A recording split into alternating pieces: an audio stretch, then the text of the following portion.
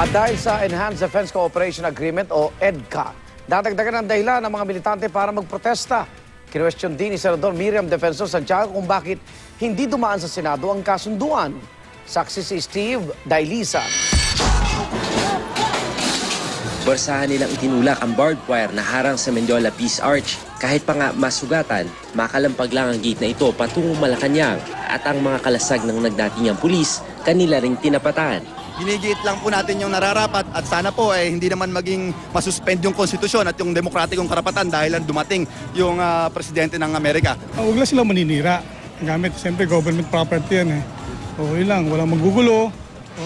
Siwalat nila yung kanilang damdamin ng masiwalat na mahinahon na pamaraan. Walang panggugulo. Bukod sa mismong pagbisita ni US President Barack Obama at umano'y pagiging sunod-sunuran ni Pangulong Ninoy Aquino sa Amerika, ipinoprotesta rin nila ang paglagtas sa Enhanced Defense Cooperation Agreement o EDCA na magbibigay access sa US forces sa mga kampo ng ating militar. Hindi namin gusto ang inyong mga tropa. Hayaan nyo ang Pilipinas na maging mapayapang bansa. Huwag nyo kaming kaladkarin sa inyong mga gera.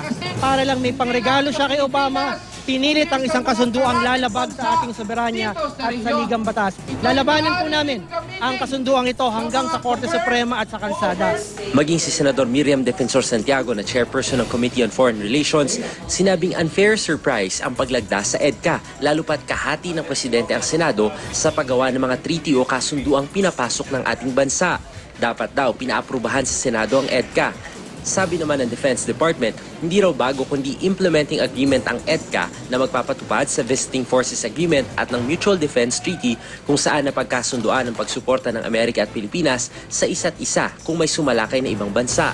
Bago mga kasunduang yan, may military bases agreement ang Pilipinas na nagpapahintulot sa pagtatayo ng base militar ng Amerika sa bansa. Pero ang panibagong kasunduan na mag-i-extend sana ng pananatili nila rito, nireject ng Senado noong 1991. Ang tatlo sa Magnificent 12 o yung mga senador na bumoto para mapaalis ang US military bases, kinwestiyon ang kakulangan daw ng transparency sa negosasyon sa EDCA. Dealing with any country, in itself, walang masama nun eh. But we must always vote on the basis of our best national interest. Sabi rin ng isang analyst, di dapat asahang dahil lang sa mga ganitong kasunduan ay otomatiko tayong sasaklolohan ng Amerika. And it may be an illusion itong kinikreate natin sarili natin, making ourselves believe na tutulong ang Estados Unidos. Ang ano dyan, dapat ano na natin yung ating external defense capability. Gusto ba tayong talungan ng US? Ako si Steve Dailisan, ang inyong saksi.